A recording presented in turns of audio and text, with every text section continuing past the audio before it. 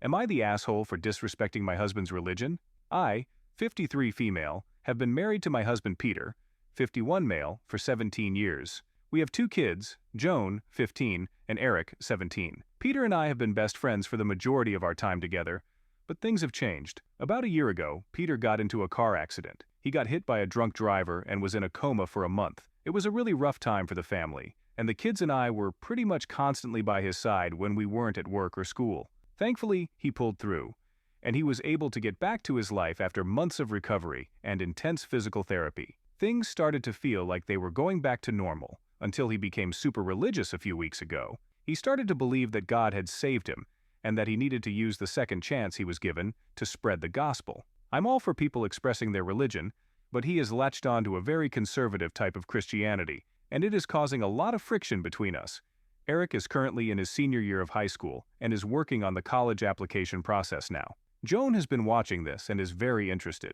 The other day she came to me crying, saying she'd asked her dad what colleges were good for computer science, since she's been very interested in coding for a while now, and her dad said she wouldn't be going to college since her future job was to be a wife and mother, and college would be wasted on her. To say I was furious would be an understatement. I went to him and asked him why he said that. He replied that he was spreading the good word, and he wanted to make sure we didn't lead our children into a sinful alternative lifestyle. I asked him if he expected me to quit my job, I work from home as an accountant, and focus on being a wife and mother too, and he said that he'd wanted to talk to me about this for a while. He said that he wanted me to quit my job, since it is not suitable for a woman.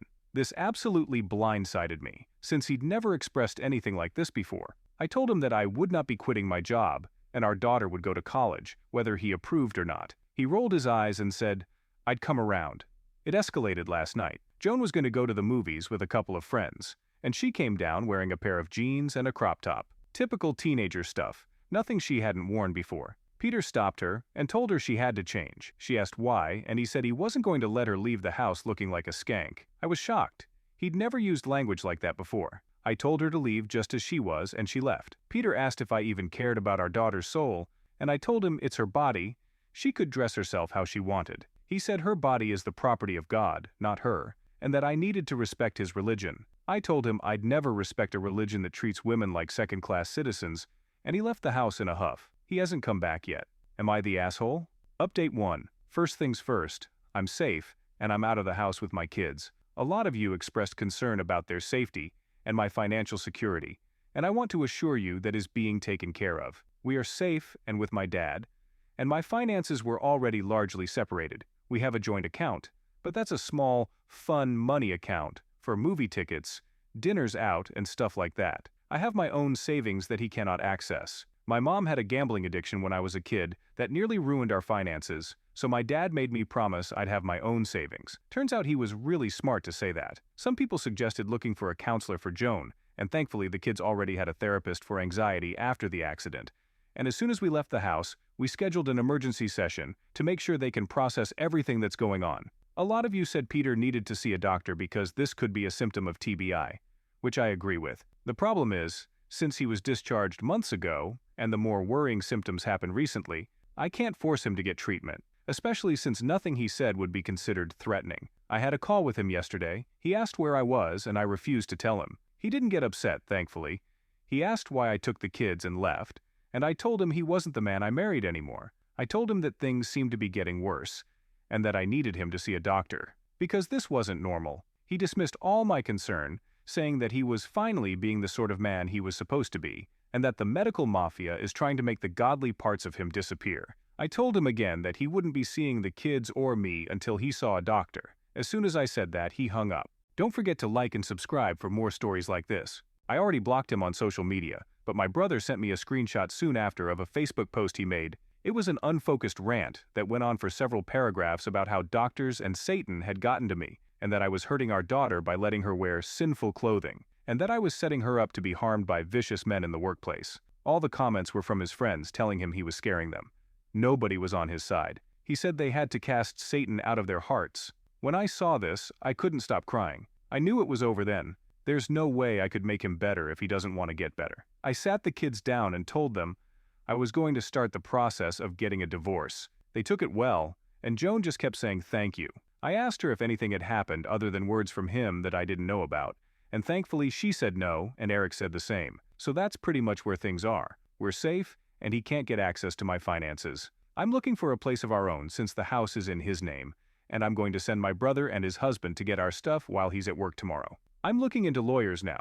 Relevant comments. Commentator, I'm happy that you and the kids are safe. I'm sorry you're all going through this, but leaving was the best decision for the three of you.